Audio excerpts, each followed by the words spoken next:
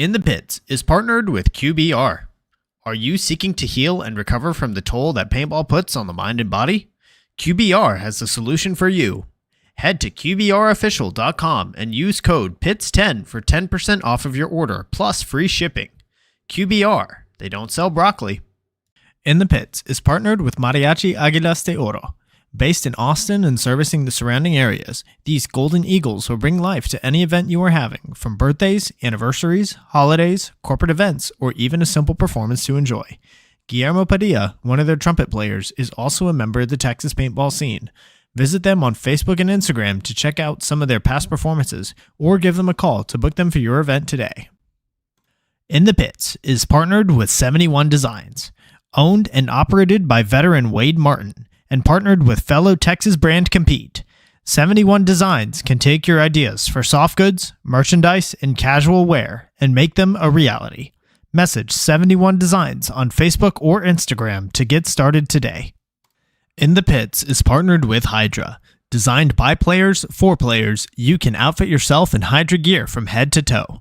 Have confidence that when you make a purchase from Hydra, you are purchasing a well-tested and well-thought-out product, trusted by several top teams, including first-place semi-pro team PaintballFit.com. I personally recommend their Hydra Black knee pads. Purchases over $100 receive free shipping.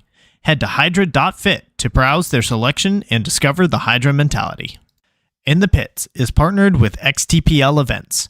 The Extreme Tournament Paintball League is a series put on by the Lukow family of Paintball Fit fame that gives the opportunity for players to learn and grow together as a team. 3-man, Challengers and Champions X-Ball, Draft Mech X-Ball, and even Youth 3v3. There's something for everyone at XTPL.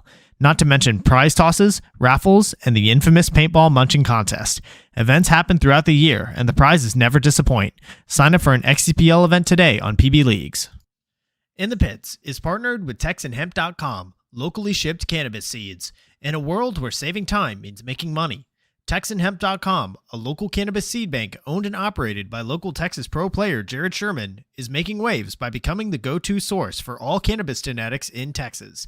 Carrying a large assortment of cannabis cultivars, including Texas-approved varieties for use in the Texas Hemp Program, high THCA seeds for novelty use, as well as premium genetics bred for solventless extraction, TexanHemp.com has the ability to satisfy even the most sophisticated collectors.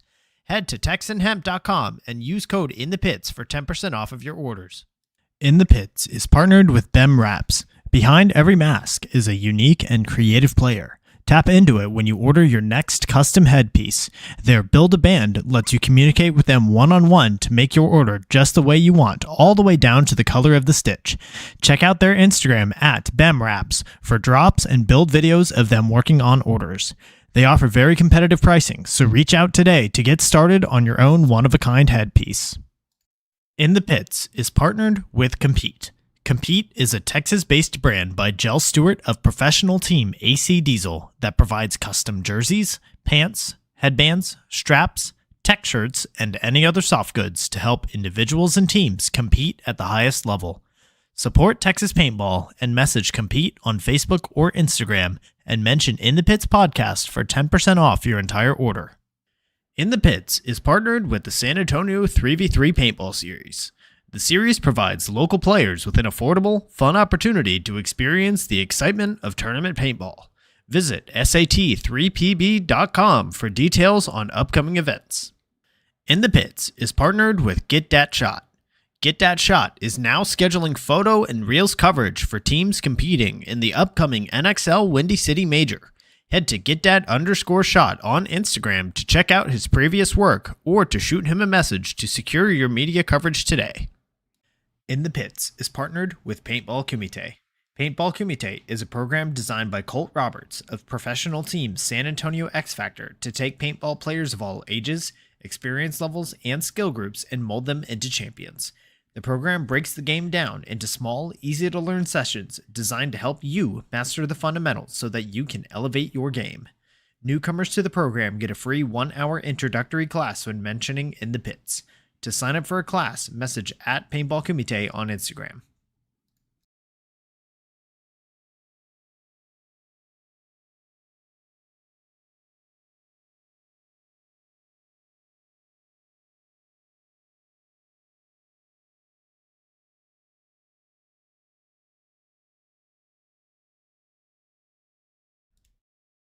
Hello, everyone. Thank you for your patience and welcome to episode 118 of In the Pits Paintball Podcast. This podcast is focused on everything that has to do with the paintball scene here in Texas, from professional players and teams to new divisional programs, local tournament series, field owners, Texas-based brands, even photographers and videographers. Every week, we'll have a short and sweet episode with a new topic and new special guest. I'm Christian Dallas Smith. I'm a player for the Texas Titans. In this episode, we are going in the pits with Harrison Frye, pro player for San Diego Dynasty. Harrison, how are you doing this evening? What's up? It's Harrison Frye here. Just finished my workout. Came from the gym straight here. Hair's still wet. I had a little sauna session, but we're doing good. Feeling great. I'm going to mix up a little protein as we continue here. Love it. All right. Good to hear. So here in the chat, and I'll just... thank you guys for your patience there as we were solving some technical difficulties there. So, so a question here from Papa Sash. She asks, for your Instagram handle, Frye Ventures, is it because you're a venture capitalist or because you're on Adventures or both? That's actually, no one's really ever asked me this. It came from my buddy growing up. His name was Ed. And we always went on adventures, whatever. Mm-hmm. We'd go just do fun stuff, and we'd call it adventures whenever we were hanging. And then I was like, well, what's my thing gonna be? Call it Frye Ventures. So it's not about venture capitalists. It's about having fun and doing adventures, because adventures are a big part of life. As you may know, I travel all around the world and have lots of fun and go on cool adventures, and I dubbed them Frye Ventures. Love it. All right, one more question from Papa Sasha. He says, please explain the pocket cotto. Oh, I actually had the remains of a pocket cotto. I threw it away. I was eating one today. I do have my salt shaker from eating the pocket cotto at my desk here. It's just a thing, avocados are good. They're good for you. You can eat them raw, just with salt or just without anything, kind of like a fruit. And it kind of became a thing. Honestly, it came from Joe Barrett. He started it, and then him and I were like pocket cotto brothers, and we'd like gift each other. It was like every event we'd bring each other an avocado or some stupid like avocado necklace or something. For his birthday last year, I gave him some avocado underwear. Just funny things. It's just for fun, and it's kind of taken off, and now people know me as avocado guy, and same with Joe. I've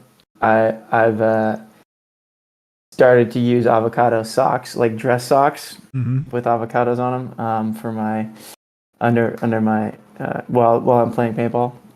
I love it. It's kind of a thing too. It's just a little branding play. I'm a marketer as well, so it's good to have branding. Yeah, definitely. And that's one of them.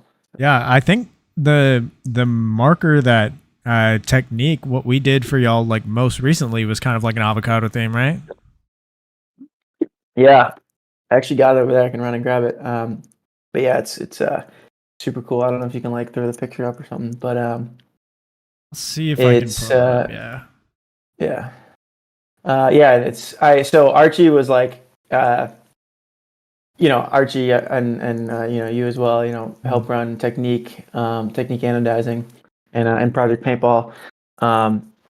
They help sponsor Dynasty as well. So Archie's like, hey man, I'm gonna do your gun. What do you want? And I'm like, I don't want to tell you anything. I want you to just do you. Like, I'm not good at this part. You're the creative guy. You do what you do. And he's like, well, give me some direction. I'm like, well, avocado, He's like, all right. So here we are. So I got that. And then I got a Blizzard Anodizing made me a avocado barrel. So the whole barrel has avocados, like avocado camo. So that's super cool too. It's funny. I don't know if you got. Yeah, here. Let me pull it up. I'll pull it up right now. Let me. Okay. Go. I'll keep talking. All right. So yeah, now it's just a thing. And Cado a day keeps the doctor away. That's what we like to say here. So Absolutely. So yeah, there's But his, you know there's that his marker. I think the kind of the craze here with avocados gaining popularity not just through me, but like through a lot of people. And it's kind of like a health thing. You just got to watch out because I think anytime a food or like an item gains popularity, there's a lot more profit involved, and then bigger companies get involved, corners are cut, things like that. You actually see it. You've seen coconut oil actually become pretty big recently in the past like 10 years. And you see on the shelves now, there's just a lot more production going into it. They're screwing with it. They're starting to do hydrogenated coconut oil, so it doesn't turn solid. You just gotta stay all natural with it. It's Oils are really important. The oils that you eat.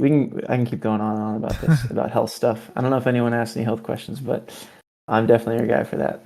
Very interesting. All right. Yeah. I mean, yeah, Sasha kind of had some questions going towards that, but I want to go ahead and get started on this. So, this first question is brought to us by XTPL Events. So, for those listening that don't know so much about you personally, how long have you been involved in the tournament paintball scene? 2005 was my first tournament, so that is 19 years ago. I'm looking at the date right now, 2024. And that was a 3-man tournament in Massachusetts on Cape Cod. And it was me and my 2 middle school buddies. We played 3-man. And I think it's still on record on like one of the old websites. We shot one person all day. So we lost every single game, and we shot one person the entire day. So like literally could only get a little bit worse. And that guy probably got shot by like the other field or something, or shot himself or something. So we like literally were the worst possible score possible, dead last. And that's kind of been my story, throughout my entire career. Started from the bottom, now we're here, kind of thing. Grinded for years and years. Was really bad for a long time. Couldn't get much worse, I guess, than dead last in a local 3-man tournament. But just kind of kept playing with my friends, in the town, in my town, like in the backyard kind of thing, like my house, other guy's house, whatever. We'd have, paintball play dates kind of thing. And then, would go to like local fields, started being known at local fields, started growing the network there, was no longer playing with like, the kids from my town, grew out of that phase. And then started being known like, not just in Massachusetts, but New Hampshire and Maine and Connecticut. I started going out of Connecticut. Then I branched off and started going to New York. That's what kind of brought me, like upstate New York, that's what kind of brought me a lot more experience and notoriety, making the drive out there. And then I got on my first semi-pro team, New York Outlaws, which turned into New York Extreme. I actually helped start that team, or at least the next rendition of it. It was me and Harris and Pat Kraft and the Hussein brothers and Bo and a few others, Kyle Berry, Greg Horostick, Josh Taylor. We all were on that first team together. And yeah, then played semi-pro for like 5 or 6 years. It was kind of too long. And then I made the decision like, okay, I'm not playing semi-pro anymore. I'm going to play pro next year. I'm ready for it. All the while I was playing in Mexico, I was playing in Europe, I was playing in South America, different places in Russia.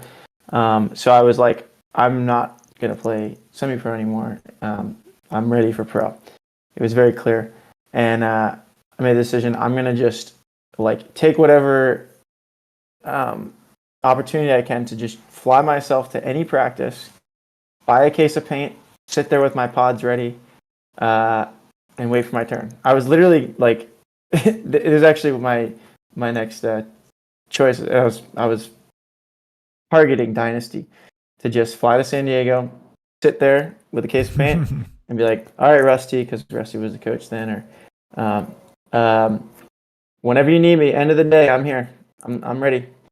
And I think that kind of fuck you attitude is like, needed. I mean, if a kid showed up at your practice and he was under you, and he's like, I'm here. I'm not going to complain. I'm going to sit here all day. I'm going to be ready.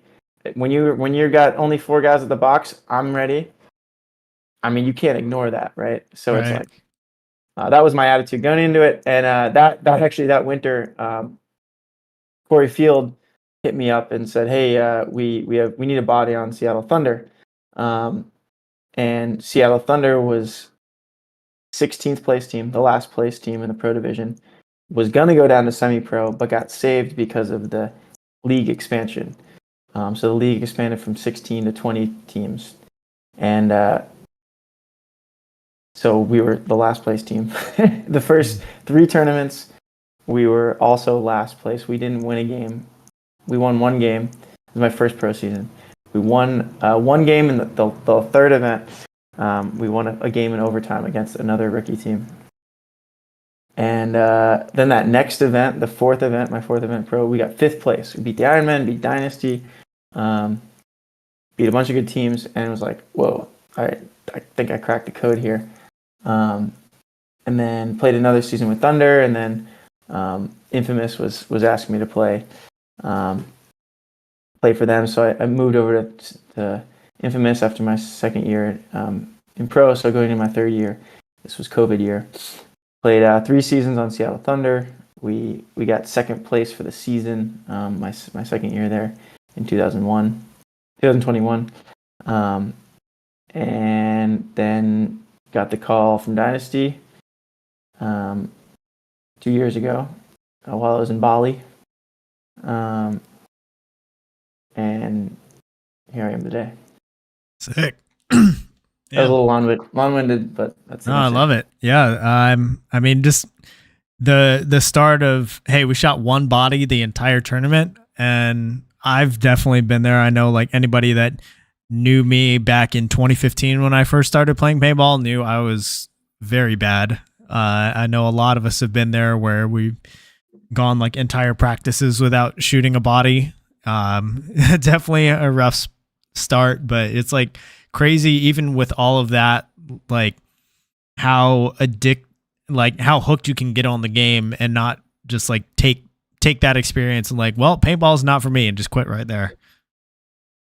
I actually remember, yeah, you're totally right. And it's, I don't know, it takes a special person to like, because, we've all been out playing paintball with our friends when we started, and like, presumably some of us are the only ones that were in that first friend group that are still playing paintball. It takes kind of a special person with like, I don't know, grit and determination to stick with it. I remember that day that we got last place in the 3-man tournament. Standing there, and we were in like middle school, and there was some kids that were like way younger than us, and they were, they had like sweet guns, they had like they all had matching jerseys, like, and they were like sponsored, and they were doing pretty good, like they were winning games and stuff. And I was like, I still remember that thought, looking at them being like, man, they're younger than me, and they're way better than me. I should just quit now. Like there's no way they're gonna be better than me, when they're older. I should quit. Mm-hmm. I had that thought, and I looked at it, and I'm glad I didn't listen to that bird on the shoulder for that one. But yeah, for sure. So don't quit. Yeah. I just pulled up my PB league. So my very first tournament was a college event, NCPA. We got last place out of 13 teams in 5-man, which granted college division was a little bit different because the only like restriction was you had to be a full-time student. So like, yeah, the teams pretty low level. Well, no, not in Texas. In Texas, really? Texas A&M was VCK. Yes, yeah, So, but the good teams, right? But the bottom half was all.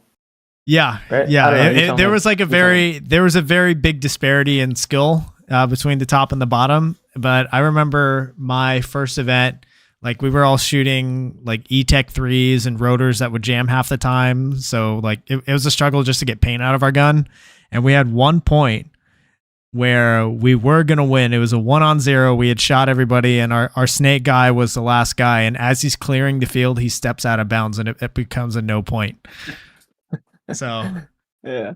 just like, oh man, we were so close. We almost won a point, and if it wasn't for that, and then like, just and the way you said like there are many of us that are playing now that might be like the only one left out of the group of friends that started playing all together. Like, I can name one person that has like, granted he's like taking his own breaks here and there. I can name one person that is still playing from that entire like Texas Longhorns squad of like 20 people. So it's, yeah, definitely value those relationships, because as you get further and further into the game and people like start to hit their limit on the level of commitment that they want to make, like you'll definitely find that it gets the community gets a little bit smaller as you get towards the top, for sure. Absolutely, and that's a good thing too, because that means that everyone that you're meeting is really into it, and you generate those really good friendships. There's something to be said about when you meet a paintball dude or girl or whatever person that's in the sport and that loves it as much as you do. And we're all the same. Like, pros, we don't do this for like fame and women and money. It's because we love it. And when you meet people that are in that have that same mentality, there's just like a special bond, a special connection. Like, oh, he's a paintball dude. We're cool. Like, you just automatically like trust and you could always call on that person, kind of thing. It's definitely a special community. Absolutely.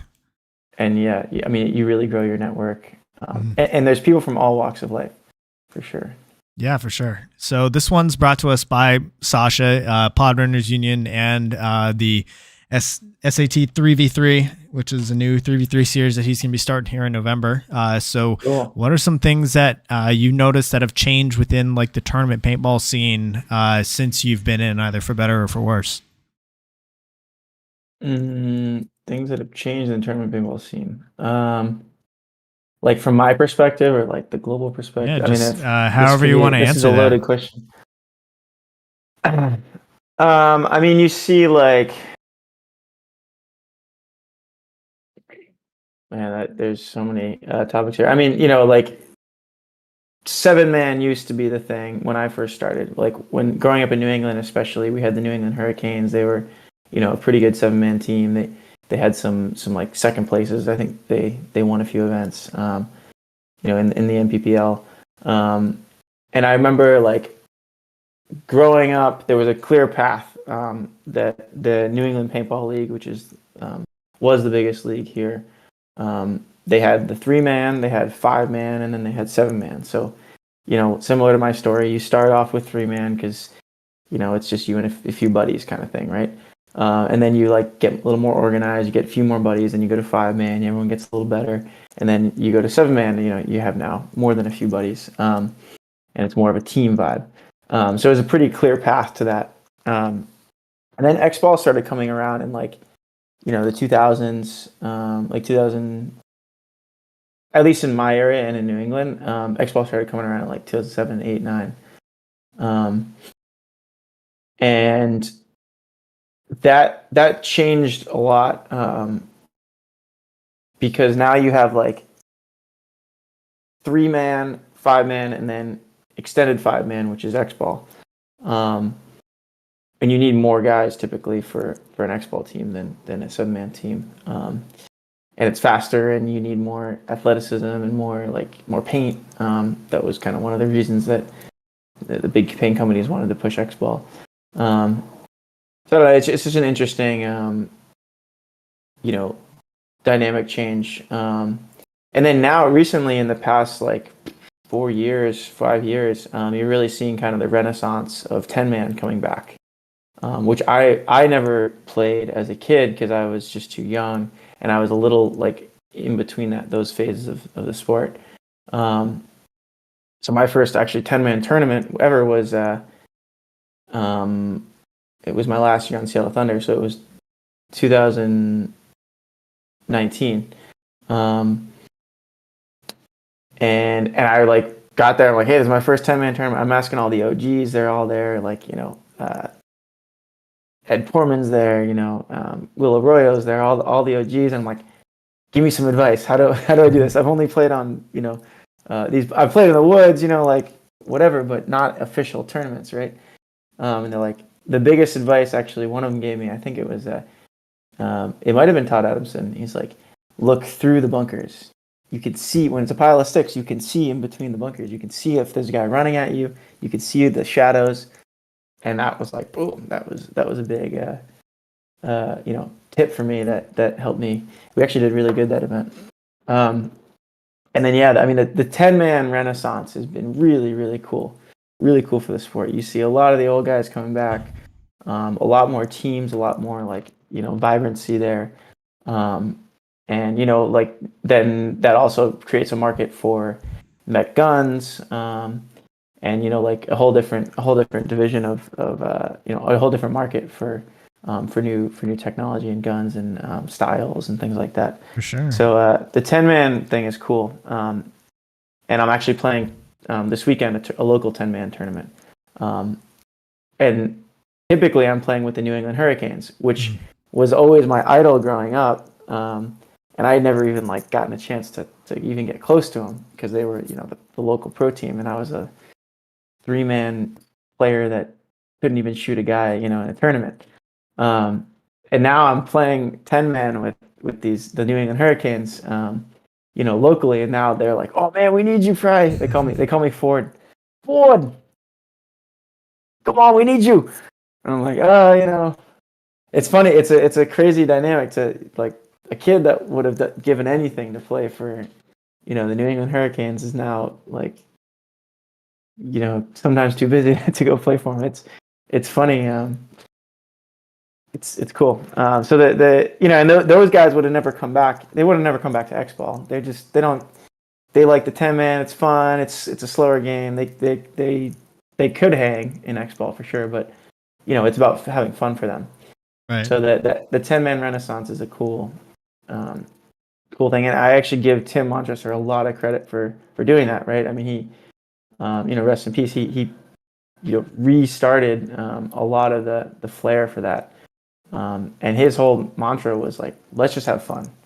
I remember going to the ICC for the first time. It was the World Cup of 10-man. I mean, it was insane. There was packed teams. He couldn't take any more teams. He was turning down teams, and he told all the refs, I don't want any BS penalties. Let the guys fight it out. We don't want to.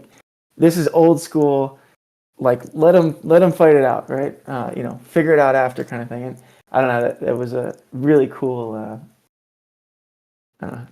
wave to ride. And the year later, just to finish this off, when I was on Infamous, my first year on Infamous, we played a full season with Archie actually, and Ryan Brand played with us too, in 10-man, and we won every single event. We had a perfect season in 10-man. It was pretty cool thing to have happen. Yeah, I love it. Yeah, I'm actually this weekend I'm going to be playing a mech event here in Texas, the next Glow in the Dark event at Paintball Fit. Cool. It's going to be a lot of fun. How many of those have there been? They've done quite a few this year. I think they've tried to do once a month at Fit. Oh yeah, I mean, obviously I see the videos. They're the content is crazy on that. It's a 5-man, just like have fun kind of thing. So it's the way they do it. It's like Mech X Ball. So the lines are 15-man, but they separate the skill divisions. So your first 5 are your D3 all the way up to pro. Your second 5 are generally D4, D5, and then your third 5 are D6 beginner, kids. And the lines always go up against each other. So your top line's always going up against their top line. And yeah, cool. So and it's just fun. It's just for fun kind of thing. Yeah, just for fun. Cool. I mean, they'll give out medals for the winners, but there's no cash on the line or anything like that. But it's definitely a good time. So much so that I'm bringing I think 11 of my teammates all together, and we're just gonna go as one big group, and we'll get thrown a few bodies, but it should be a good time. Nice. That'll be great. Yeah, I'd definitely come out for one of those. It's a little far though. The content is crazy cool. For sure. So this next question is brought to us by QBRofficial.com. Use the QR code, use code PITS10 for 10% off and free shipping. So coming up in the divisionals, you played primarily out of the New England region. So how did that scene compare with some of the other areas that you've played in? New England is very interesting because we have some of the best fields in the world, and it's still true today. Like, from my house right now, I can drive to 3 premier fields within an hour, maybe like an hour and a half, like premier fields. Actually, I think even 4. And and then that's just currently there. And then throughout the years, there's been fields that go up and down. I mean, there was summers where I would play almost every single day. I would play Monday. There would be a Monday night. There'd be a Friday night. There'd be a Wednesday night, and then I'd play on the weekends. And there was tournament. There were these same summers where I'd have a tournament every single weekend, whether it was mech tournament or 5-man or 10-man or X-ball or whatever. Not 10-man. I would be playing every single weekend. I wouldn't care who it was. I just wanted to play as much paintball as I could. My girlfriend at the time didn't like it, so we broke up. But that's neither here nor there. She's not around anymore. But it's interesting because there's so much availability to have flourishing, talent. But all the talent seems in New England seems to get kind of picked away, and I don't know the full formula of it. And there hasn't been. I mean, 187 was the last pro team from New England. Before that was the New England Hurricanes, and they died and went semi-pro for a few years, and then 187 was a team for a while, and that was great. That was great for New England. It was really great, for those players too. I kind of never had an edge with them to get in with them. I always kind of felt like that was a good opportunity for me to come up, but it never worked out. It never panned out. I don't know. Can't put my finger on why not, but it's okay. I'm never the path that you go on is meant to be for a reason. So right. Well, I mean, now isn't Leverage out of the New England area? They're out of New York. They have some. No, they're mostly New York. They're like Long Island, I believe. Yeah, they are. And so you get in order to get, well, let's see, semi-pro. You've got Leverage and Wrecking Crew, right? They're both out of New York. Yeah. So that's like a 4-hour drive for me, for example. If I want to go play for them. And then New York Extreme. They're like a 3-hour drive. Depending on what field they're at. And I played for them for years. I could make that drive a lot. And go out and play Saturday, Sunday, and come back. 6 hours there and back. But yeah, I don't know. It's a funny thing because you compare that to Texas, where there's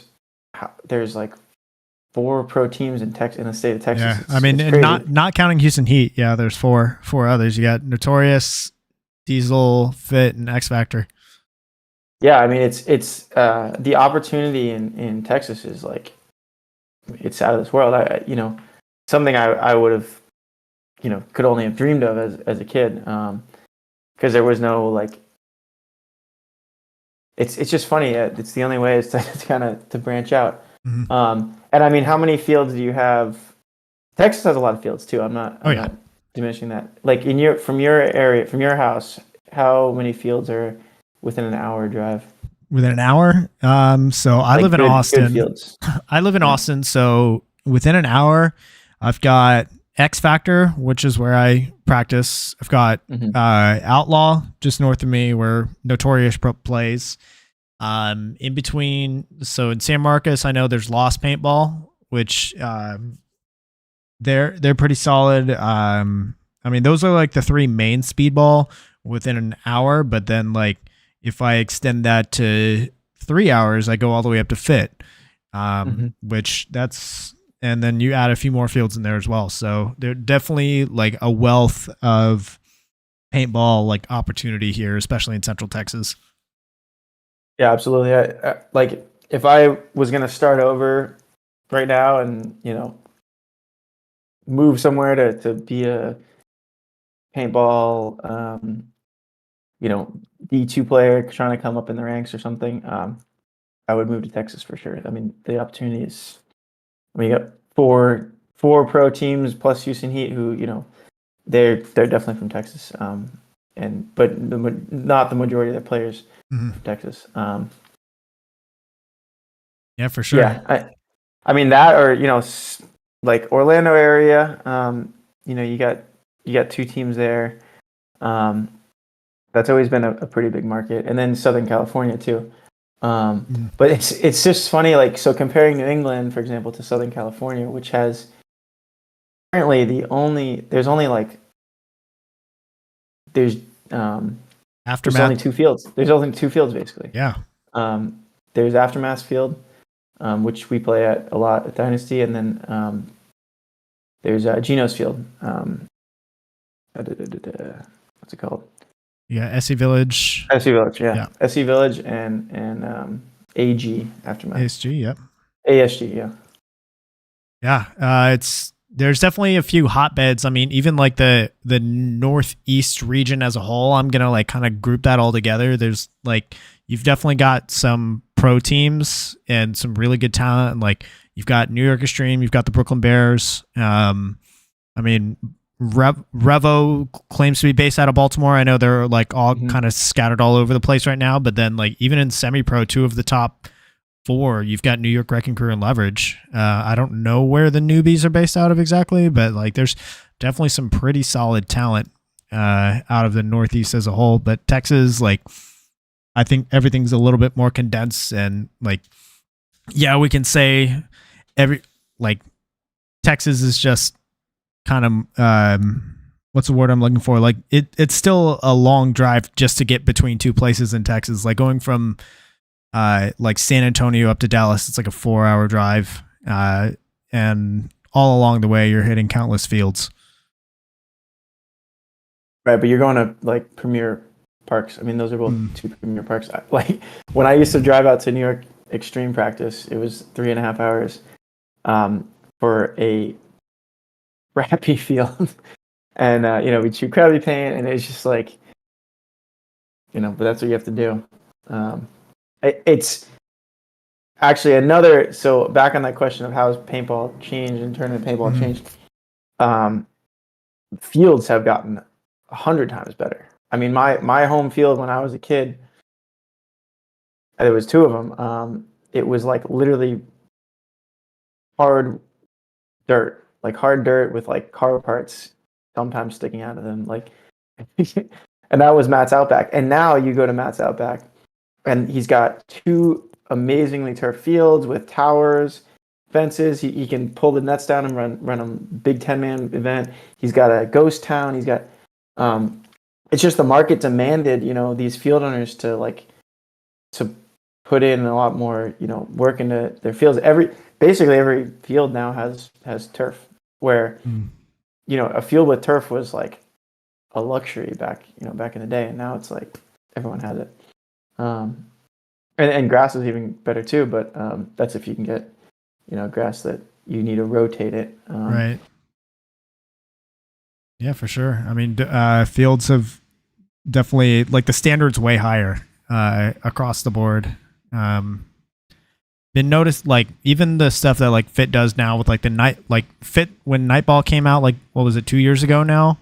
Now you're seeing like countless fields with Nightball all across the country. Like, I know I've seen it at Prime Paintball in Alabama. Blast Camp has it now. A couple of other fields in Texas have started doing the Nightball as well.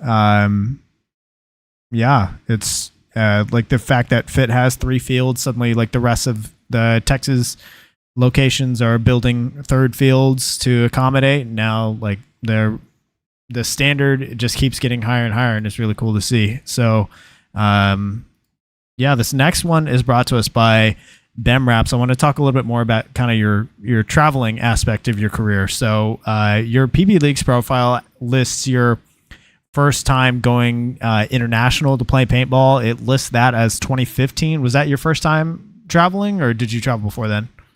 What country? I don't know. It says the UAE. Oh, that was a fun tournament. I guess if that's what it says.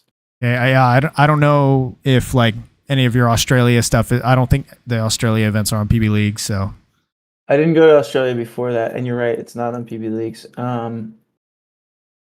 Yeah, so that must have been my first event. That was really cool event. Yeah, I mean, I was basically flew to Dubai after a tournament. It was actually the last PSP. If anyone remembers this, you get brownie points. The last PSP, it was a mud fest. Texans remember it well. Yeah, yeah, you're right. And the PSP went under, and then they turned to the NXL. So there's the last PSP, and I remember I think I even flew from Dallas, or wherever that was. I think it's the Dallas. Galveston. Yeah. No, not that one. Not that one. So the one. Okay. The one, not the Storm. That was the NXL. Right. Okay. So yeah, that one I think was Dallas then. Yeah. This is after that one. Anyways, yeah, it was Dallas. It was at forget that field name. Cousins, maybe. Cousins. Yeah, it was at Cousins. And yeah, so I basically got the call like, hey, we have some budget to take you out. We need a semi-pro guy to come out to play in Dubai with like this team from Malaysia. Like, sweet, I'm in. That sounds great. Flights paid for, all that. Stay in a nice hotel. I guess I don't know if that was my first international event, but apparently it was on PB Leagues. I can't think of something before that. So that makes sense. Yeah, because I wasn't playing MXL. No. I played in Europe before that, and the Millennium Series had a different. Oh, that's right. They were doing their own website before PB Leagues merged US. And... Yeah, but to be fair, that was only I played two events in Millennium before that.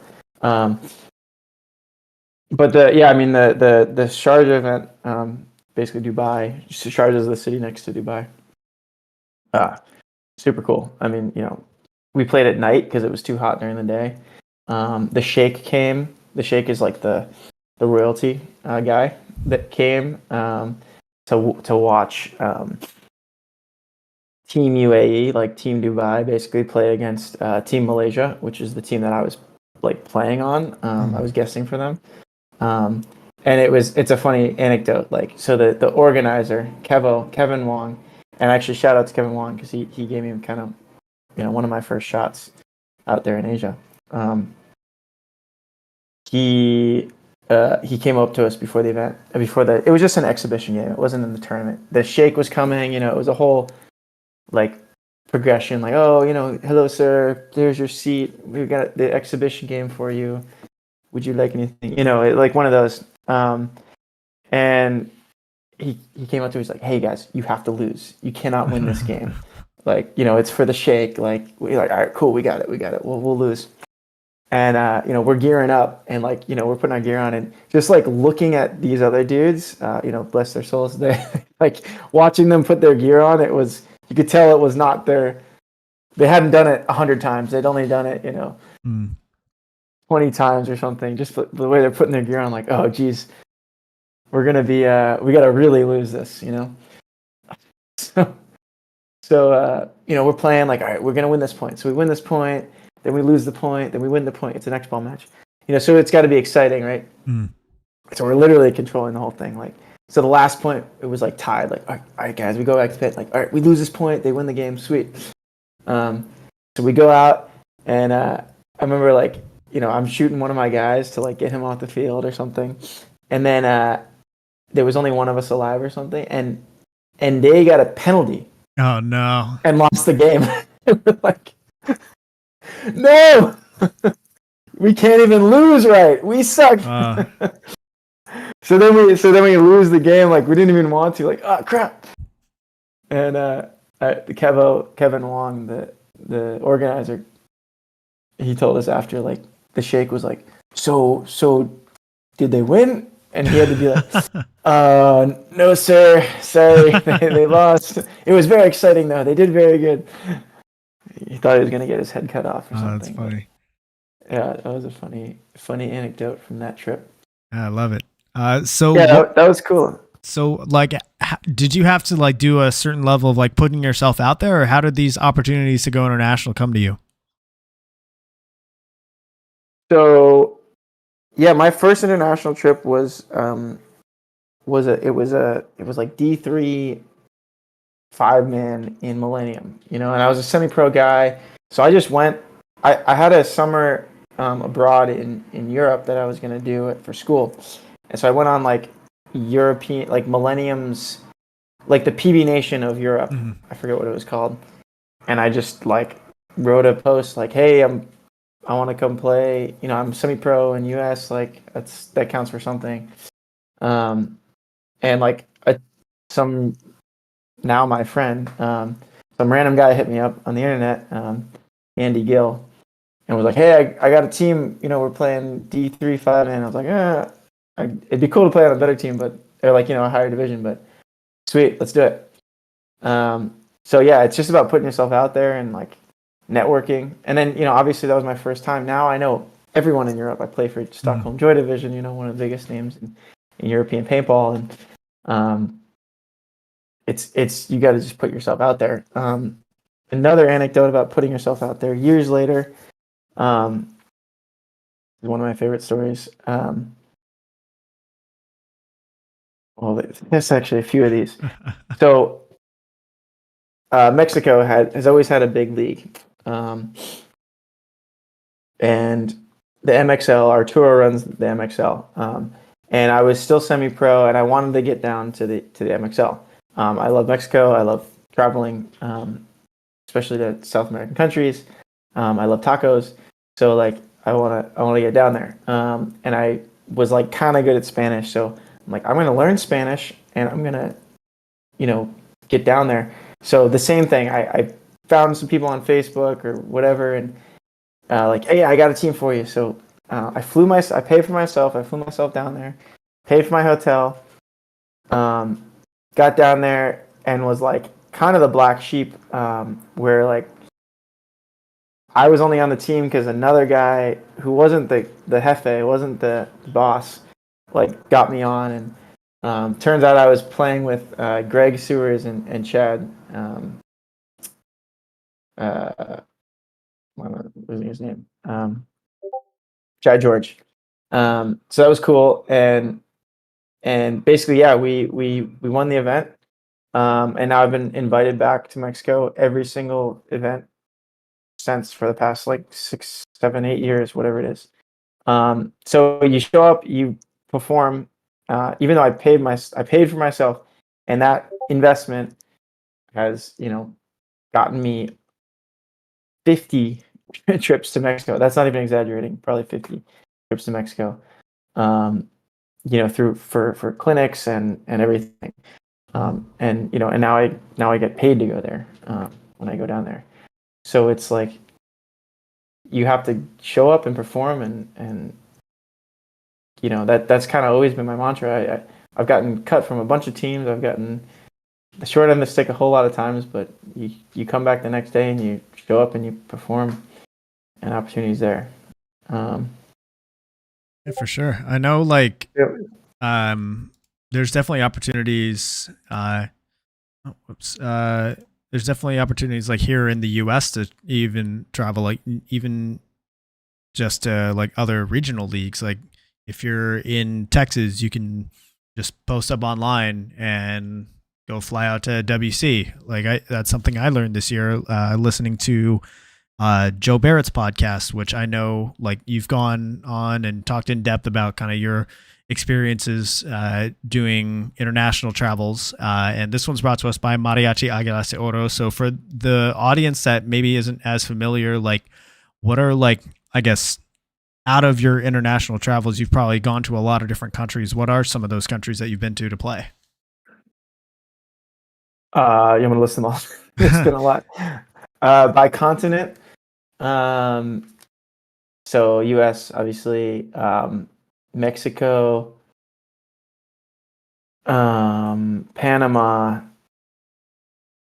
Colombia, Ecuador. I must be missing one. And then Europe, like all over Europe, Russia, Asia, a lot. I've been to like basically every year. I go to Asia at the end of the year. There's always like kind of the World Cup Asia, or like the big event there at the end of the year, and I will just stay there for like. I used to come back for Christmas, and then I'm just gonna skip Christmas, so I would just skip Christmas and stay there. I'm the youngest in my family, and now my brother's got a kid, so I'm gonna have to start coming around more. But he's only 2, so he's not gonna remember anything for another year or 2. So I got another year or 2 of skipping Christmas probably before that. But yeah, like Asia is probably the most exotic. Australia, but yeah, like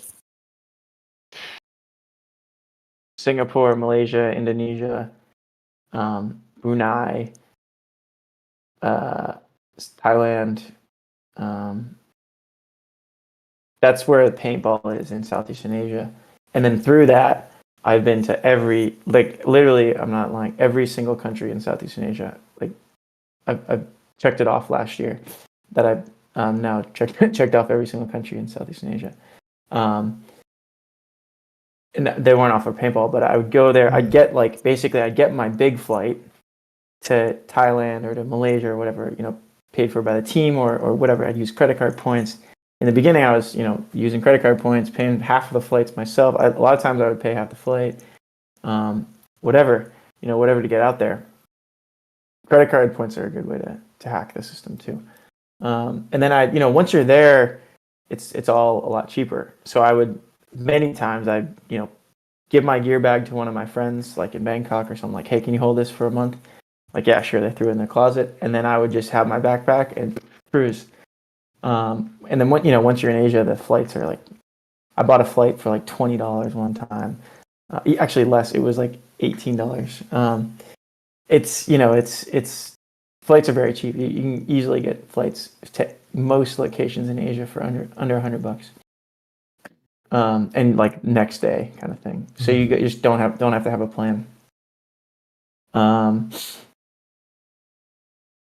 Yeah, I mean, I think that kind of answers the question. Wherever I played a lot, and I always try and book in extracurricular activities. A lot of this was when I was going to school, so I kind of missed some homework or missed some classes, whatever. And now, since graduating university, I about 10 years ago, I graduated as a mechanical engineer. And I worked as an engineer for a few years, or a little less than a few years. And then I realized quickly, like, this, I can't be locational dependent. I have to be able to, in order to live the life that I want, I need to be able to like work for my computer. So I started an e-commerce store. And I remember I was sitting in Ecuador for a tournament. I went down like a day or two early, and I made my first $100 on my e-commerce store. And I was like, this is insane. I'm in Ecuador on my laptop, like old ass laptop, and I made $100. Like, whoa, I cannot believe it. That's crazy. And then, the e-commerce stores, like e-commerce goes up and down, especially when you're doing like drop shipping or whatever I was doing. So, that lasted for a few years, and then I got into the Web3 industry, crypto industry, and now I run a company in Web3. We do merger and acquisition, secondary deals, and OTC deals for different crypto companies. So it's like a bunch of financial mumbo jumbo, but literally fake it till you make it. All right, there you go. Into it. I'm not trained in. I never went to school for finance or business or whatever. Just kind of do it and fail a lot. I failed a lot. Same in paintball. I've lost way more than I've won, but I've won some cool ones. All right, and you're just kind of pursuing that you're like, you know what, this is the life that I want, and I'm just gonna make it happen. And looks like, I mean, just based off of that list of countries, there you're you're definitely pushing for that goal no matter what it takes. And so I guess like for one thing that I do want to get out of this is like something that maybe like the divisional guys can take something away from, like if that's something that they want to do, if they want to start doing some traveling of their own. So this one is brought to us by Colt Roberts Paintball Kumite. So like you, since 2015, you've been averaging something crazy like 15 to 20 events a year. And so as far as like building up your reputation in all of these different regions, these different countries, what did it take on your end as far as like getting that started? Is that Cole Roberts, like from X Factor? Mm-hmm. Oh, cool. What's up? What I want to like iterate here is that I'm not special, and I'm not any different than everyone here listening. Like I'm, come from a middle class family. Like my mother and father certainly helped me a lot along the way. I've always had a bed to go sleep in, and they never gave me like $100,000. Like, hey, go have fun, kid. Like they definitely gave me a lot in life, and I owe them a lot. But it's not like private jets and stuff. It's just about determination and grit and doing it. And it's not an overnight success. It's like I said here, I lost the first ever paintball tournament I went to. We didn't even shoot. We shot one person the whole day.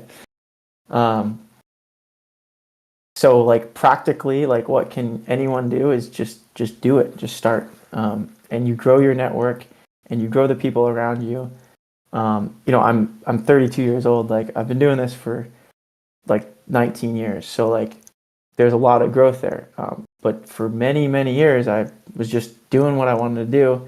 Like I said, there was summers when I was, in high school, just like playing paintball every single weekend, like a different tournament in my area, right? And I was first started traveling just like around Massachusetts, go to New Hampshire, go to Connecticut, and then branch off, start going to New York. That was like my big thing. That was like a 3-hour, it was actually more, it was like a 5-hour drive.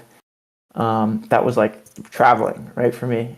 And that brought me to my first ever national event, right? And I first flew to my first national event because I met people out there, and they had a team, and they're like, oh, you want to join our team? And then so it's like there's no like switch, there's no secret sauce. It's really just about, if you want to do it, go do it. And like you said, use better than ever now is social media, and the internet.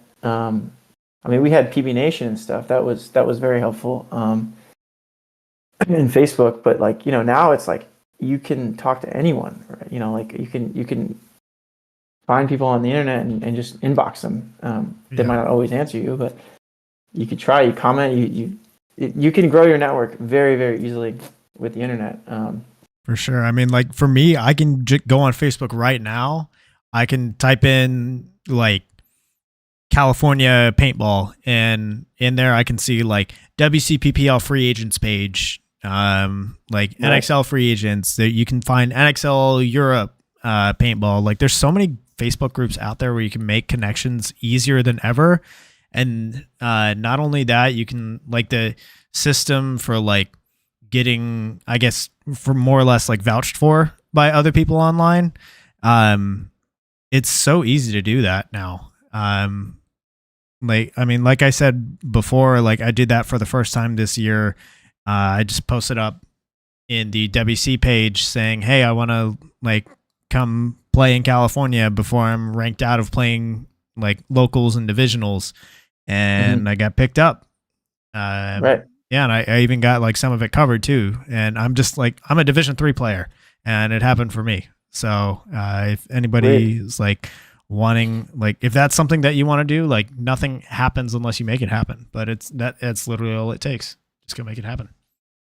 Yeah, that's great. I mean, yeah, you get something covered that's huge, right? And that helps you get out there. It makes you feel like even more kind of like, you're there for a reason too, that you're going to go. And I wanted to add to that, like, in addition to those Facebook groups, is like you can also just go on APPA. Like if I wanted to play this next WC and I didn't have any network out there, I'd probably go on APPA and I'd look up like whatever division I was aiming for, and then probably one or two lower, and look up every single team name, and then try and find them on the internet.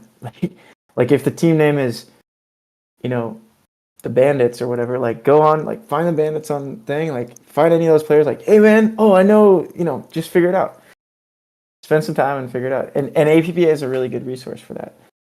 And it also tells you who's on the roster. You might know somebody on the roster. You might know someone that knows someone. And it also tells you if the roster is slim, they might need someone. If it's got 20 people, if it's got 10 dudes on it, they probably don't need anyone. But stuff happens, right? People don't show up, whatever. Right. Yeah. I still use APPA. Like if I'm looking, like for example in Europe or like in Asia or something. Like if I'm trying to figure out which team, if I have different offers or something, like okay, which team do I want to like, migrate to? Yeah, it's APPA is a great tool. For sure. The resources are out there. I definitely take advantage of them. So this next question is brought to us by Jared Sherman on Austin Notorious and his website, texanhemp.com.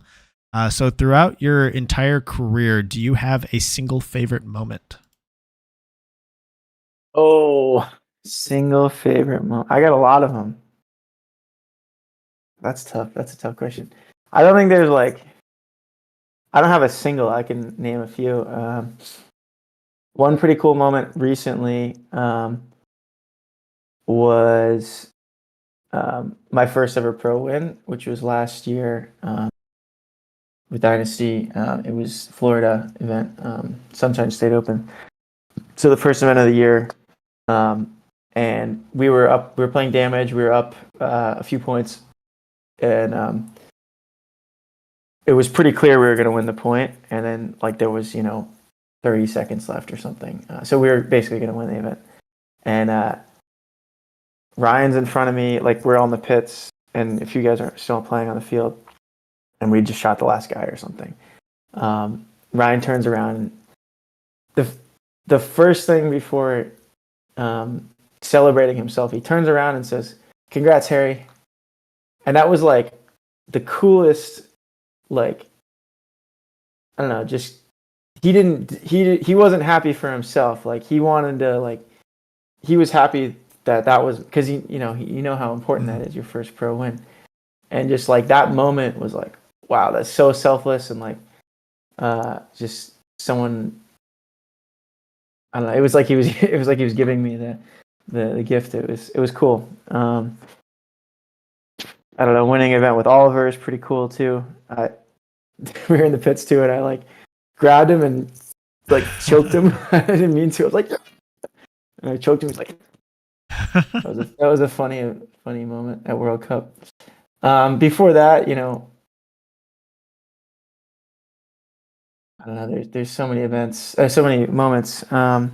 Another cool story was and moment was. This is a long one. Going down to Ecuador for my first time. I had gotten the connection through a friend of a friend, like how it always works, right?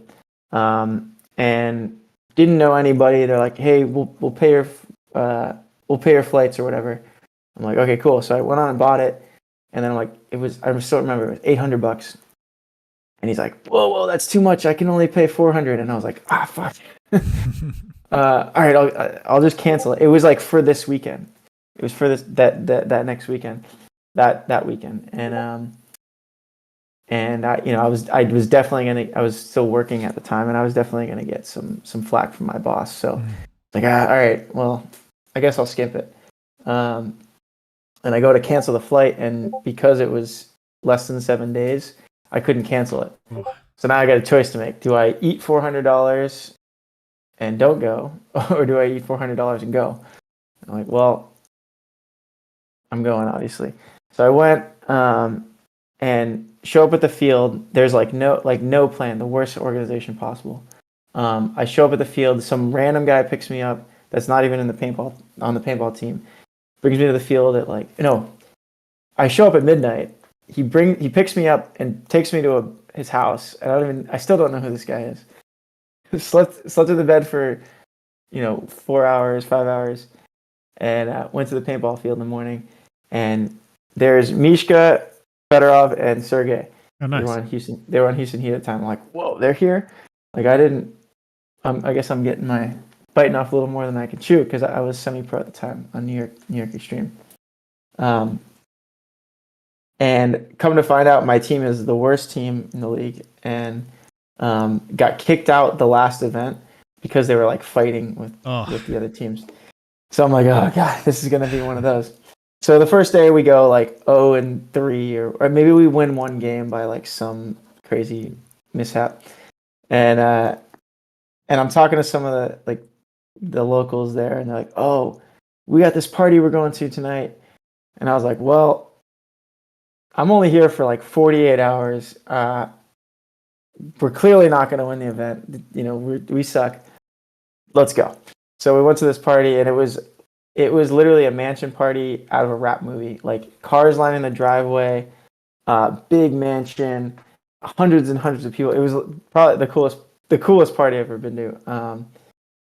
And it was like the governor's like kid or something was throwing a party at his dad's house, kind of. Nice. It was cool. And so we go there all night, go party, and then go home and get like 1 hour of sleep. Show up at the field the next day. We got like one more game for prelims, and I remember now we won that last game on Saturday because of some crazy technicality. And I remember calling the head ref and being like, "Wait, we should have won because of like something happened, some stupid rule." And it was totally bad, but we ended up getting the win. I was totally fighting for it. So we made, and then we put one more game on Sunday. We won that game. So now we're moving on to finals. And I'm like, oh god, I was fighting all night. Or we're moving on to semifinals. And the first game was against Mishka's team. And we ended up beating them. And I was really like, okay, now we're going to win this event. And I had to bring this team in every time when they're crazy guys. They're fighting the whole time. I had to bring every single point, like, hey guys, respera. I had no Spanish either. I'm like, respera, reírse y todo sería bien. Like, breathe, smile, and everything's going to be good. And like had to calm them down every time. I used like my yoga stuff on them. And then ended up beating Fedorov's team in the finals on like a pretty controversial game too. And that was like, all right, kid, semi-pro kid goes down to Ecuador and beats, Houston Heat players. Like that was kind of one of the first real, like, put my name on the map. Mm-hmm. Who's this kid?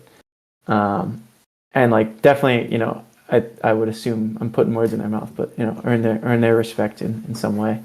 But there's still a lot of earn some amount of respect, I should say. Yeah, for sure. I would imagine respect comes after a long time, but yeah, I mean, at the very least, you put yourself on the map there. Yeah. What was the question? Yeah, just favorite moments. That was a favorite moment. Yeah, love it. And then I remember flying home Sunday night. Didn't sleep. Arrived back to Boston at like 8 a.m. Monday morning and went straight to work. And like sitting down in my chair at work and being like, "Whoa, that was like a dream." I didn't sleep for like 48 hours or more. Only slept on a plane. Had a party all night and like whoa, that was a dream. And totally dragged ass all day, and everyone and my coworkers could see it on my face, but didn't care. Love it. So real quick, I see a question in the chat from Grayson Manning. So what's up, Grayson? Grayson. Yeah, good to hear from you, man. So the fighter. His question is, when looking at a layout for an NXL major, do you spend more time studying the layout on the field or off the field? Oh, definitely on the field. I mean, yeah, I mean, when I look at a layout, let's say it dropped right now, I would look at it and I'd look at the different views because you have the top view, you have the which difference from like the topographical view when you're looking from the dead box because it kind of can determine whether you're able to shoot over bunkers or not. So it gives you a better understanding. And the first thing I do is look where are people going to be able to run on the break. Like that's kind of the most important part because if you can run to the 50 on the break, do that every time. That's it. That's a good move. Typically. So that's like my first move. Like, all right, where do I think people are going to be able to run to on the break? And me being a front player, that's also my interest. Where am I going to be able to get to on the break? And if it's like into the snake, top deal. That's good. And now they have Guns Up app, the website. They have all the new video games, the paintball game. The Paintballers 2024, and then Paintballers. Snapshot. There's two. Yeah, there's two of them, right? Yeah, the Snapshot's the VR one, and then I think there's Paintballers 2024 and something else that I can't remember. Yeah, and I think Paintballers is like they're always really on it about getting the layout up really quick, and Guns Up as well. And now you can study the layouts like and really learn them quite well. On the layout on the online. Of course, when you get to the event, there's little things that change and they're a little different, but you can get a very good kind of concept of what's going on, and at least in your head, understand like, the God is here, the D1 is here. Like you're having those kind of visualizations, and like if I move from here to there, D1 to D2, who can shoot me and what do I have to put in, and you can kind of have those if-then statements starting to work out in your head, which are important. Especially come later in the tournament because everybody has them. So if you can start, I like to it's definitely an advantage to kind of have these things from day one of practice. The very first point, if you already know these things and other dudes are experimenting, it just accelerates you that much quicker. It gets you noticed by your team. The coach notices like this dude's on it, and that is a momentum builder, and it accelerates you to Sunday at the event. And now you're able to try different things later on at practices. So it definitely does start, off the field, but you learn the most on the field for sure. Yeah, for sure. Great question, Grayson. Yeah, good. Sorry, I was a little long-winded. No, you're good. Dan, I see your question. I'm definitely going to get to that in a second. So this next one's brought to us by, I'm going to combine these two questions together. So this is brought to us by 71 Designs and by Hydra. So you've played pro with Thunder and LA Infamous and now Dynasty. And between your US Pro and your Europe Pro events, you have 5 gold medals in the last 2 years. And you're one of the few players that have maxed out your PB Leagues profile at 9,600 points, which takes 4 pro wins in a 2-year span. So what is your work ethic and what does it take to win a pro event? Cool. I did not notice that, but that's cool. That is a cool accomplishment for sure. I mean, there's lots of pros. I heard Zach Yakimet say it one time after they had won an event in Europe.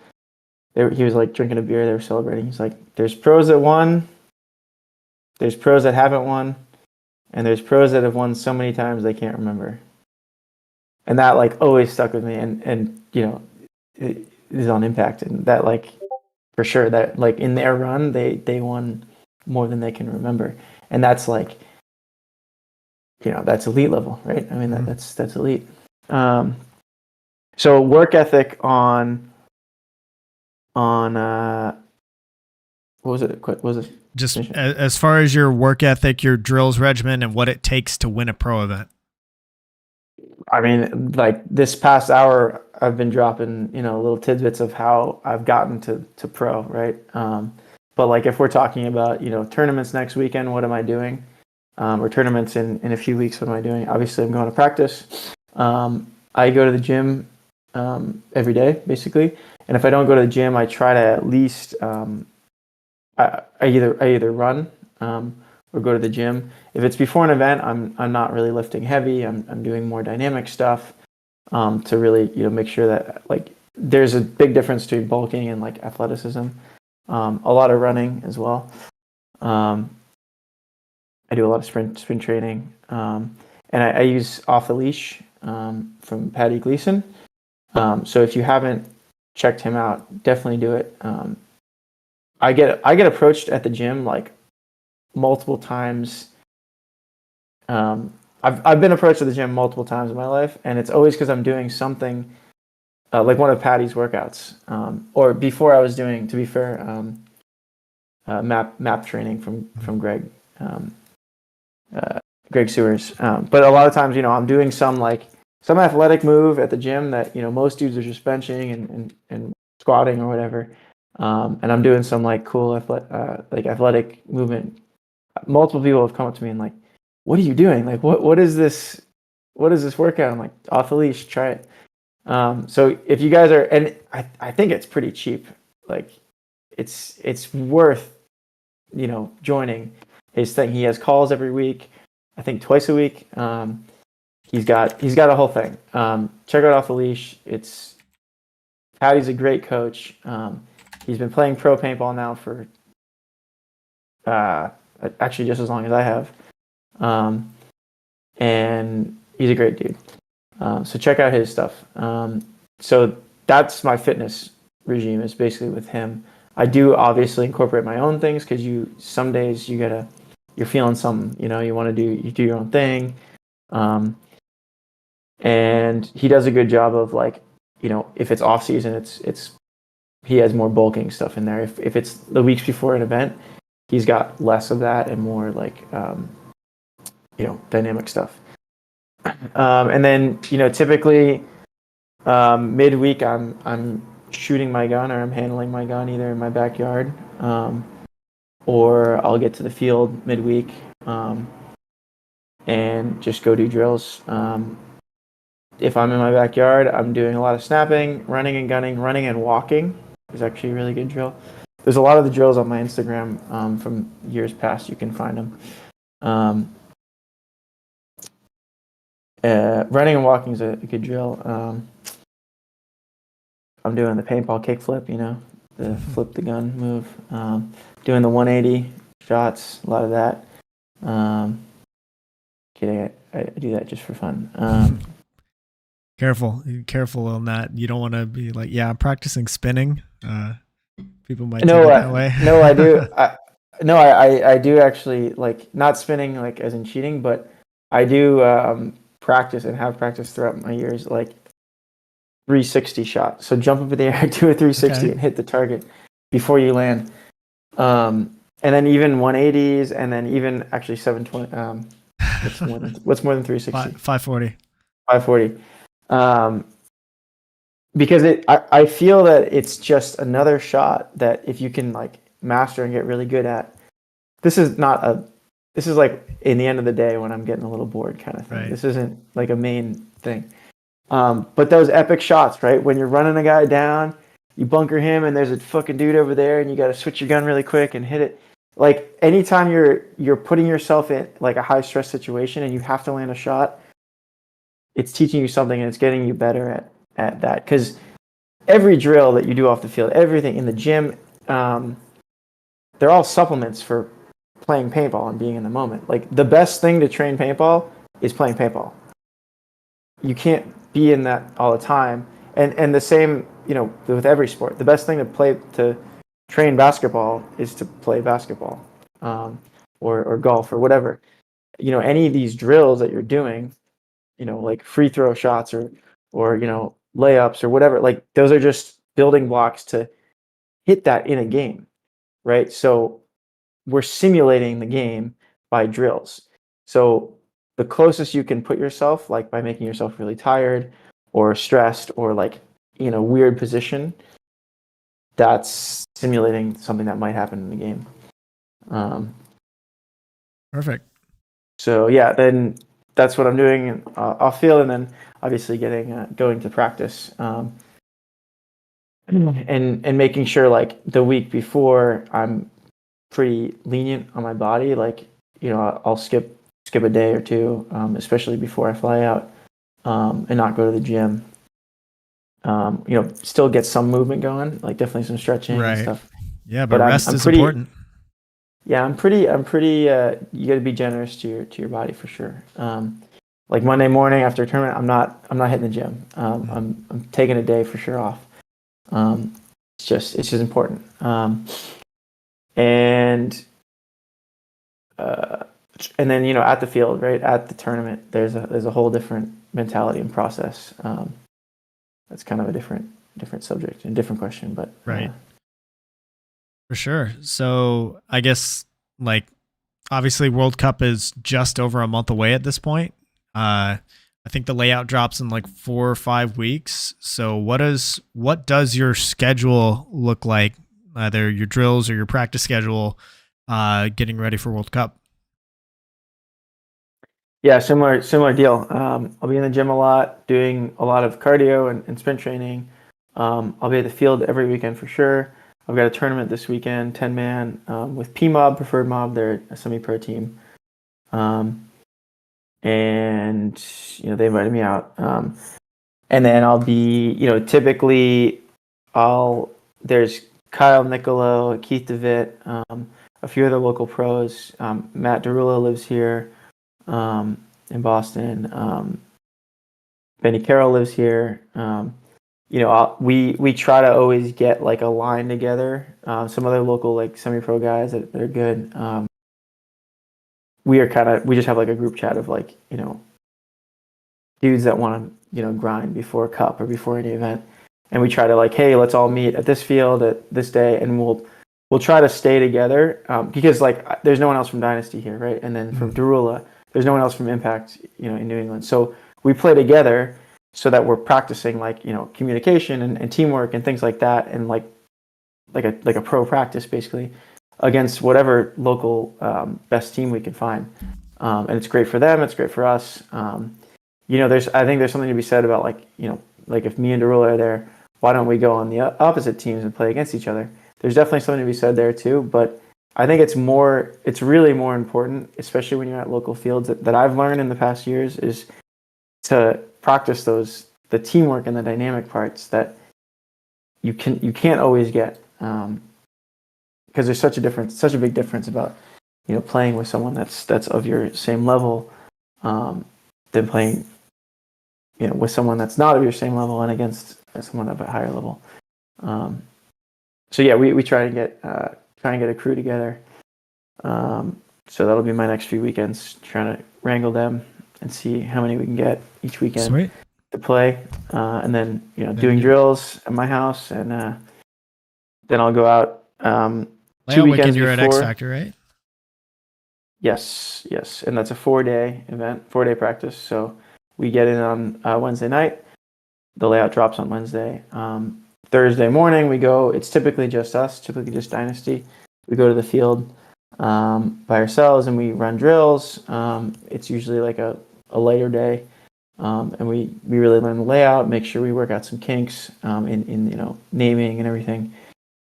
And then Friday, Saturday, Sunday is scrimmages against X Factor, and I don't know who else is coming. Last time it was Revo. Okay, so yeah, Impact and X Factor. That's great. And yeah, I mean, you couldn't ask for better practice than that. And yeah, it's just grinding different, playing different positions, making sure you understand the whole field. Typically, we'll run matches a lot of times in those days. Usually the first day is run points, random stuff. Everyone kind of is experimenting. And then usually Saturday, Sunday, we'll run matches against the other teams. We don't run full matches because typically we don't run full matches. 15 minutes is a long time. Yeah, it's just not needed. And frankly, Marcelo is actually, I give him credit for this. He's the one that really is kind of started build this culture in paintball. I don't know if it was his idea or not, but if you at any time in a match of every paintball game you've ever played, you're either up or down with some amount of time left, right? So if it's 0-0 with 15 minutes on the clock, that point is not an important one to practice always, right? What's more important to practice and what's more like of a factor come the end of the game, of course that first point is important, but what is more important to practice as a team is being either up or down with X amount of time on the clock, right? So if you're up with 30 seconds or up with a minute or up with a minute 30 or up 2 with a minute 30 or down 2, the dynamic and everything changes. And like there's so much more to learn in a compacted amount of time with when you shorten the matches to, let's say, 5-minute match. Zero. So if I'm playing you, right, 5-minute match, 0-0, we're gonna play a point, maybe 2-3 points, 4 points, and by the end of it, one of us is gonna be up, one of us is gonna be down, or we're gonna be tied with some amount of time left, and that creates situations where teamwork is really evolved there, because you have to make epic things happen, or you have to hold a zone or whatever. So I implore teams to practice that kind of thing. Don't just go full matches. It is important to do that every once in a while. But it's also time and paint are limited. So if you could run one match of 10 minutes or 15 minutes versus 3 matches of 3 minutes or 5 minutes, you're going to learn a lot more in those 3 matches of shorter time period than you would in the 15-minute one. So it's an important tip. Yeah, it's an important tip. Yeah, I know. Like when the Titans ended up winning in Dallas, our practice beforehand on Saturday, we started with breakouts against our scrimmage partner for probably like an hour and a half or so, and then I think for the rest of practice we just did 90-second points, up 1 or down 1, the entire time. And then come when we make the finals, we're up 1 with a minute and a half left in the match, and we told ourselves like, hey, we drilled this over and over and over again, so we knew exactly, hey, these are the spots that we want to be in. It doesn't matter like what our body count is. If we're in these spots, then we've got this on lock. What ends up happening? We lose 2 guys off the break, we make the spots, and we close out the match. So like I can definitely attest to like just focus on those time scenarios, up 1, down 1. That's going to be way more valuable to you than just like, hey, we're going to sit for 6 minutes and shoot lanes and kill clock. Yeah, for sure. It puts you in that situation that wins or breaks the tournament, a lot more when you reduce the time. The same in basketball, right? Mm-hmm. Like basketball, most 90% of fans, watch only the last quarter of basketball because it's the most interesting. That's when all the timeouts are taken, all the cool plays are happening, and really everyone's playing their hardest. For sure. Real quick, I want to check in with you as far as like the time goes. Like how are you doing on time? I got time. I think how many more questions you got? Okay, we got like I think 2. We have one in the chat for sure that I want to get to, and this one's from Dan Shelley. He asked, his question is, what's my favorite picture? What's my favorite picture? You already know what it is, Dan. Love it. Is by chance is it the one with Cooper after the joust, or because that one was pretty solid? That's a good one. That is a good one. When I'm lifting him up, that is a good one. Cooper, shout out Cooper, MVP on the joust. Yeah, you were there. You were on my team. That was a funny day. I was watching after I got double trumped like 5 minutes in, but it's okay because we did it first. That was funny. That was a funny. That's a funny anecdote, actually. I tell a lot. Christian got he was we're playing against Archie. I was the chief, general, the captain, the general, and then Archie was the other general. And if you guys aren't familiar with how the joust works, you send out a player, and then you can't send him again until there's a few rules, but anyways, you got like 10 or 20 people, and you got to play everybody. So we actually started the match with Cooper, and he went on a roll. He won like 5 or 6 in a row. And then I'm like, all right, well, Christian's up. And Archie's like, he's down 5. We got Christian out there. He's like, screw this guy. So he puts a trump card, which means Christian doesn't get to play. Like, you're out. Like, I don't want you on the field. I don't want you against my guy. And then so we're playing some more. And then Christian comes up to me. He's like, hey, man, I got another jersey in my bag. I think I can trick Archie. I got another jersey and a different mask. I think I can trick Archie. I'm like, sure, let's do it. I'm like, hey man, I can't put you out again because he's gonna trump you again, Right? And you can't play. Like, I don't know what to do here. And he's like, I can do it. I'm like, all right, fine. So Christian comes back with a different mask, and I'm like, all right, you're up, kid. And I call him like Brian. I'm like, Brian, you're up, or something. And then Archie's like, yeah, real cute. Like, yeah, that's hilarious. He did not trick him for a second. It was funny. No, that was a fun time for sure. No, so Dan's won Creator of the Year last year, and totally shout out to him. And he came. I'm like, I've told him actually this last event. I'm like, Dan, you came in really as a nobody. You took a bunch of years off paintball, and your first year in, you're making like a big splash in the paintball world. Like, applause. Like, wrote a children's book. Like, wrote a children's book. Check that one out. It's about what's the name of it? It's the Dragon's Road to Dynasty or something like that. A Dragon's Tale. Dan Shelley, Dragon's Tale. I have one. Dragon's Journey to Dynasty is what it's called. A Dragon's Journey to Dynasty. But yeah, man, like, shout out to Dan. Like, that's hard work and amazing talent too.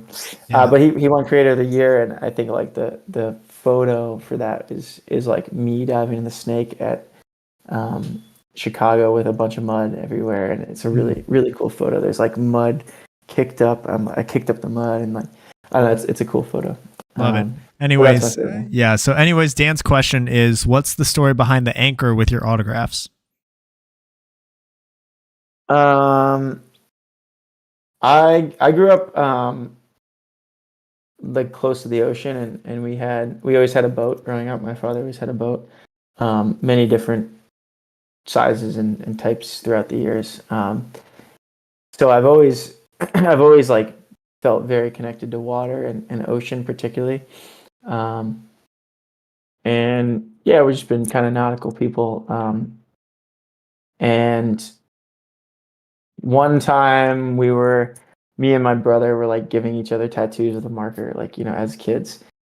And he's like, oh, give me an anchor. So like I drew an anchor on his arm. And then that's like kind of always been the thing. And I always write the anchor, and I write hold it down, because anchors hold boats down. And if you hold it down, it means you're being clutch. You're holding it down for the team. So yeah, let me hold it down. Yeah, I got the card that you signed for me at the joust. There it is. There's the anchor. Hold it down. There. All right. That's the trump card, right? Yeah, that's one of 2 that I got. Yeah. So yeah, it's a cool thing. If you get trumped, you get to keep the card. Mm-hmm. Yeah, that's actually the story behind my my personal paintball Instagram is now Pocket Nines because of that. Why 9s? Those are the cards that I got. Oh, I thought you got the. Oh, okay. It was a random card. Oh, right. Or it was not random. Okay. It was just whatever cards that Oliver had to pull out of the deck. I think Jacob Johnson got like queens or something, but I got 9s. I got the 9 of spades and the 9 of hearts. Cool. 9 of hearts. So yeah, I love it. So yeah, there's your answer, Dan. There's one more question which I don't expect that we'll be answering, but I'll ask it anyway. From Fuego Milsim in the chat, he asks, "How much do you make getting paid from different teams throughout the year?" So yeah, that's an important question. Pro paintball players have a few different options. Typically, so like if you're a top player and you have kind of all the options, there's a few money teams that pay good amounts, like let's say like $50K around there or less. A few guys make more than that. And then beyond that, there's there's clinics that you can run. There's running your own brands like Archie does with Project. Shout out Project. Marcelo does with Play the Game podcast. Ryan does with the Spick and Span show. Those guys are like true paintball entrepreneurs, and what they're doing for the sport and themselves is very impressive. And then clinics, typically you can make like $1,000 or $2,000 in the weekend to do a clinic. Sometimes more, sometimes less. It depends on how many people show up and everything. Typically, I'm charging $750 a day to go play or give a clinic, and plus flights and whatever else. And yeah, I'm kind of always available for that conversation. And so yeah, I'm in the and then Dynasty pays me a salary. I got paid salary on Infamous. And when I go play in Europe, when I go play in Mexico, all those are kind of encompassed in it. I've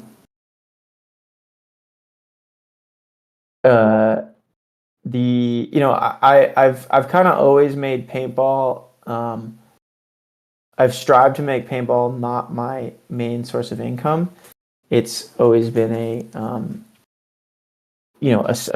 secondary source of income. And the reason being is, I feel that I love it so much that I don't want to have to make a decision in paintball that is for money versus what I want to do, and that's kind of always been good for me. And I'm not to say that I don't earn money playing paintball. I do, and also with clinics and online coaching and different things. And I'm always open for those kind of opportunities.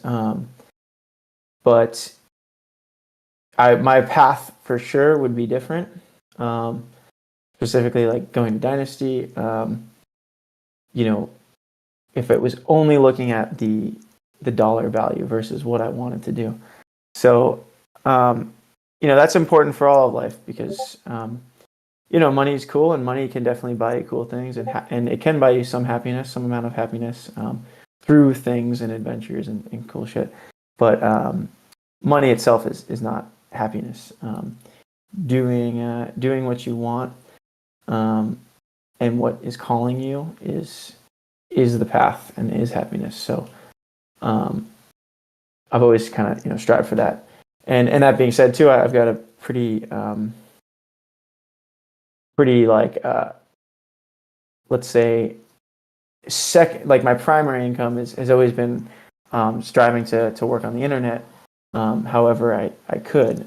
So that was e-commerce in the beginning, and like I said, I had a marketing agency for a while, and now I have a crypto company, a Web3 company. We do financial deals, as I talked about. So and all those things have their ups and downs, and there's years that I'm not making much, and there's years that I'm making more. So those, but it allows me to kind of be free and do what I want. Mm-hmm. Tomorrow I can fly to wherever I want to fly to, and not really have to answer to anyone, or I could still work on my computer. So most of the day I'm working just from my home office and in my underwear, so it's pretty cool. Yeah, that's a life right there. Yeah, and again, it's got its ups and downs, and then of course, paintball is my main locational dependence in terms of where I need to be and what I need to be doing, which is staying active and going to the gym and stuff, and then drilling, making sure that I'm in a place and where I can play. Otherwise, I'd probably be living in Bali with Oliver right now. if I wasn't playing paintball, I'd probably be doing that. Bali's pretty cool, and Asia in general. But that's yeah, I think that answers the question. Yeah, definitely. Call me if you want clinics or online coaching. I'm trying to actually. I think it's another avenue that I should start growing is online coaching. Yeah, for sure. And that hit him up. That's at Harrison Frye Ventures on Instagram, just like we talked about at the beginning of the show. We can have some adventures. For sure. Online ventures. Yeah. Another question from Grayson Manning in the chat. He's asking about, I guess, like has there been anything that's come of the ESPN stuff with the league? Has like, I guess, anything at all, or are you still just kind of waiting and seeing what's going to come of that? Yeah, that's a good question, Grayson. I don't actually know the answer to that. From my understanding, it was pretty successful and everybody was happy with it. But I don't know the numbers or anything. I think like what's really notable is having Hertz and Southern Electronics, in the league now. Hertz offers a discount code for rentals. I mean, it totally makes sense for them to be at paintball events, like, and sponsoring a paintball event, because what does every single team do when they fly to an event? They rent a car. So it's like it's a perfect marriage. Oh yeah. And kind of the next step there is like, let's get hotels involved, let's get airlines involved, and helping sponsor the league that way. And I know that Todd Adamson is,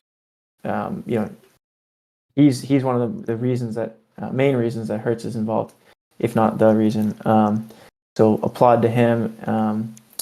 And I think that opens the door for more outside sponsors, and that's always a good thing, right? For sure. Yeah. All right. So yeah, we're getting towards the end of our show. Thank you everybody for tuning in. I know this is a late night episode, but I think we've had some really good discussions here. This next question is brought to us by Get That Shot, who's a photographer, videographer from down in the valley here in Texas. He's great. Oh yeah. I know. I think he actually did pro media for HK Army this last event. But he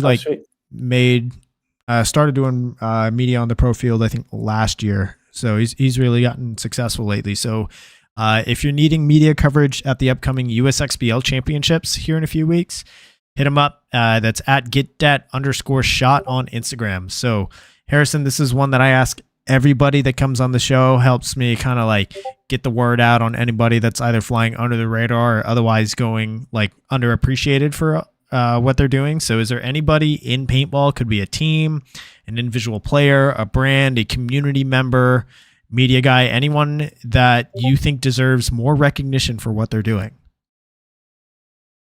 Man, a lot. That's a loaded question. I mean,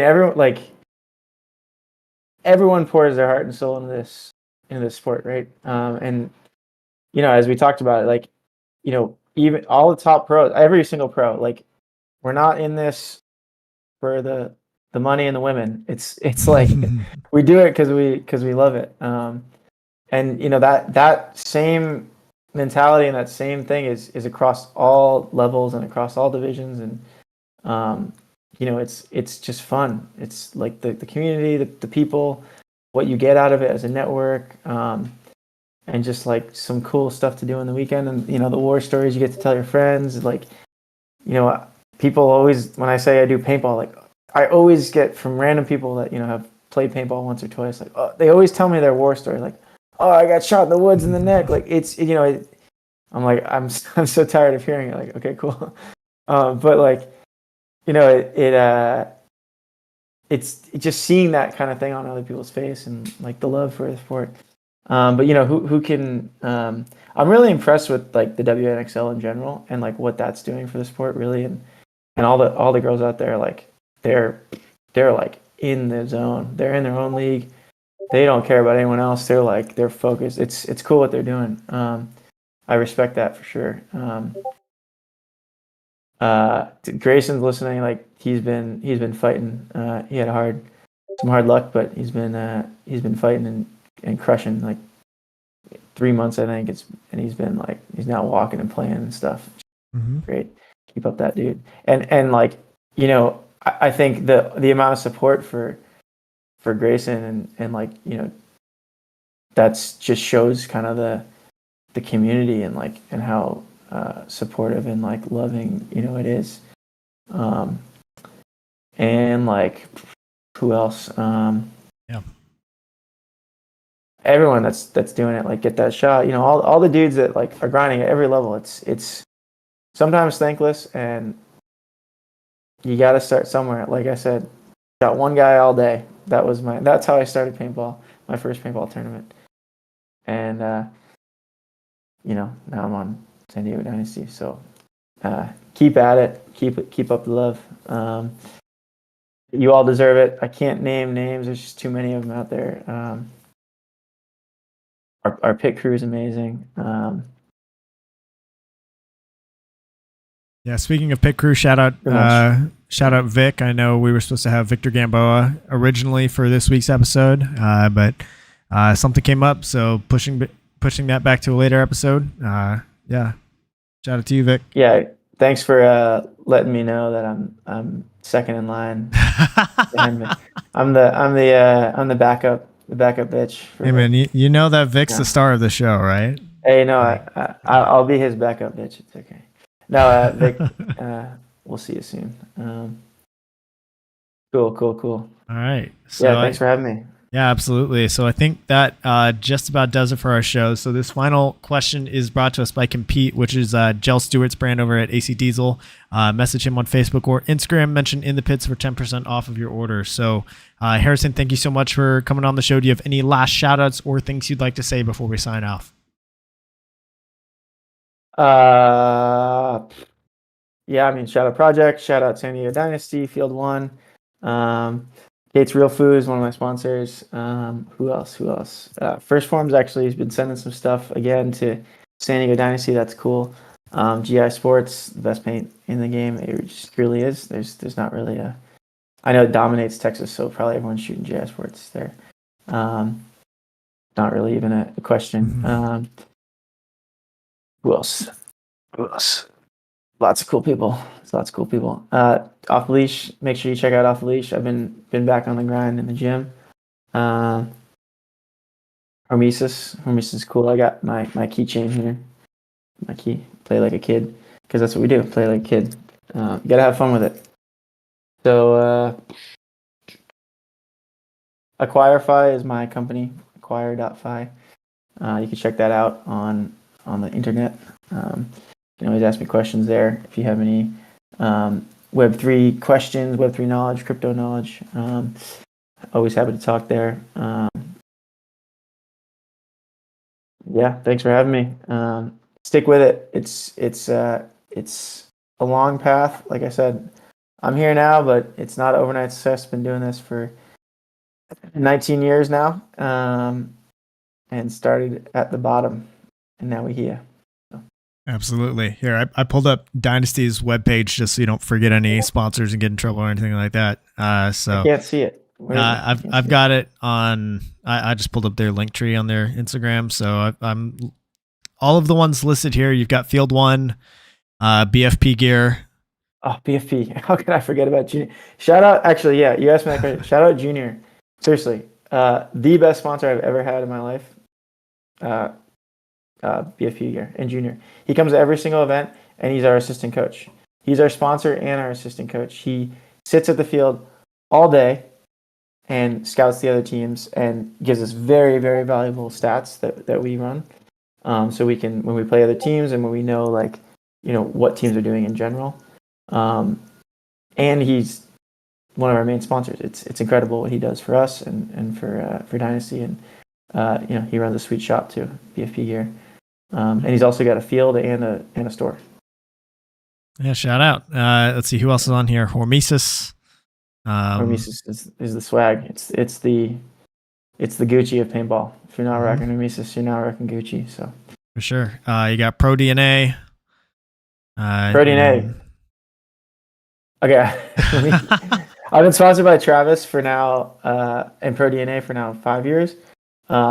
Those the pads and the under pads and the gear bag. I could still be using the same pads. I get new ones each year, so I, you know, use the new ones. But I could still be using the same ones. They're by far the longest lasting pads, the arm pads and the compression pants. I will not play paintball without those compression pants, and those arm pads they just last forever. The gear bag's super sweet too. Yeah, for sure. And then the rest of these that are listed here, I think, are just other ventures by the team members. So you got Spick and Span Show, Play the Game Podcast Project, Brute, and the MXL. I used Brute soap today. It was great. Smell good now. Love it. So I think that does it. So Harrison, thank you so much for coming on the show. Everybody online, thank you for tuning in. Be sure to go follow Harrison on Instagram at Harrison Frye Ventures. What other guests would you like to see on the show? Be sure to leave a comment down below. While you're at it, hit that subscribe button. The show goes live weekly here on youtube.com/@inthepitspaintballpodcast, and recordings are posted to YouTube, Amazon, Apple Podcasts, and Spotify the next day. Shout out to my partner and sponsor tier subscribers on Patreon, FE Athletics, Get That Shot, Paintball Kumite, Compete, BEM Hydra, XTPL Events, Mariachi Aguilas de Oro, Podrunners Union, SAT 3v3, 71 Designs, TexanHemp.com, and QBRofficial.com. So we will see you guys next week for episode 119. If you're attending the Glow in the Dark event this weekend at Paintball Fit, I will see you there. Otherwise, see you next week. Harrison, thank you so much. Thank you.